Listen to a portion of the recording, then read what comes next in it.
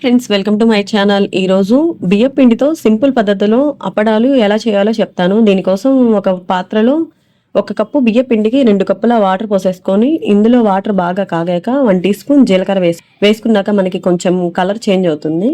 ఇలా చేంజ్ అయ్యాక టేస్ట్కి సరిపడా ఎండు కారం కానీ లేకపోతే పచ్చిమిర్చి పేస్ట్ కానీ వేసుకోవచ్చు. నేను మా ఇంట్లో చిన్న బాబు ఉన్నాడని కొంచెం కారమే యాడ్ చేసేసాను, ఎక్కువ వేయకుండా.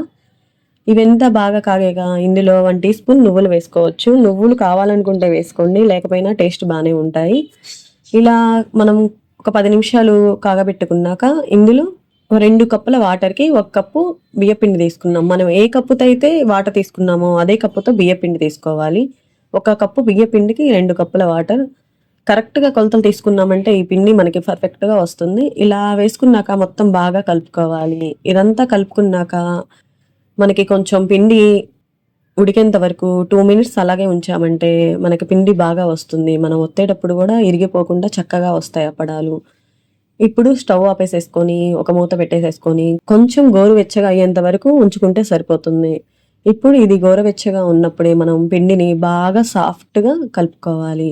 చాలా సాఫ్ట్గా గులాబ్ జామ్ పిండిలాగా చాలా చక్కగా వస్తుంది. ఇలా బాగా కలుపుకున్నాక ఈ పిండిని చిన్న చిన్న ముద్దలుగా చేసేసుకొని పెట్టుకోవాలి. ఇప్పుడు పూరీ ప్రెస్ లాంటివి తీసేసుకొని దానికి కవర్స్ పెట్టేసుకొని నూనె అప్లై చేయకుండా డైరెక్ట్గా ఒత్తుకున్నా కూడా చాలా చక్కగా వస్తాయి. మధ్యలో మనకి ఏదైనా అతుక్కుపోతుంది రాలేదంటే కొంచెం ఆ కవర్స్కి వాటర్ అప్లై చేసేసామంటే చాలా చక్కగా వస్తాయి.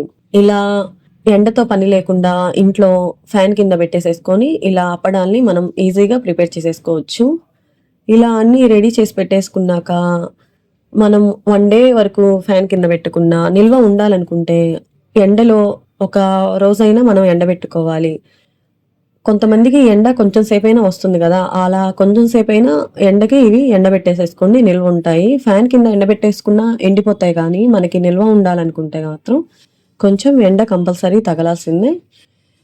ఇలా ఎండిపోయాక వీటిని ఫ్రై చేసేసుకోవడానికి స్టవ్ మీద ఒక కడాయి పెట్టుకొని నూనె వేడెక్కాక మీడియం ఫ్లేమ్లో పెట్టుకొని వీటిని ఫ్రై చేసేసుకోవాలి. మనం హై ఫ్లేమ్లో పెట్టుకున్నామంటే కొంచెం మాడిపోతాయి. అందుకని నూనె కాగాక మీడియం ఫ్లేమ్లో పెట్టేసుకొని ఈ అప్పడాల్ని ఫ్రై చేసేసుకోవాలి.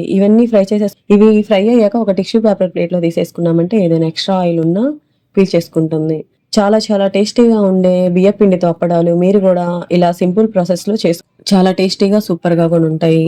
ఈ సమ్మర్కి పిల్లలు ఇంటి దగ్గరే ఉంటారు కాబట్టి ఇలా చేసి పెట్టామంటే అన్నం మిగల్చకుండా చక్కగా తినేసేస్తారు. ఇంట్లో చాలా ఈజీగా సింపుల్గా ఇలా మీరు కూడా బియ్యం పిండితో అప్పడాలు రెడీ చేసేసుకోండి. ఐ హోప్ నా వీడియో కనుక మీకు నచ్చినట్లయితే please like, share and subscribe. Thank you.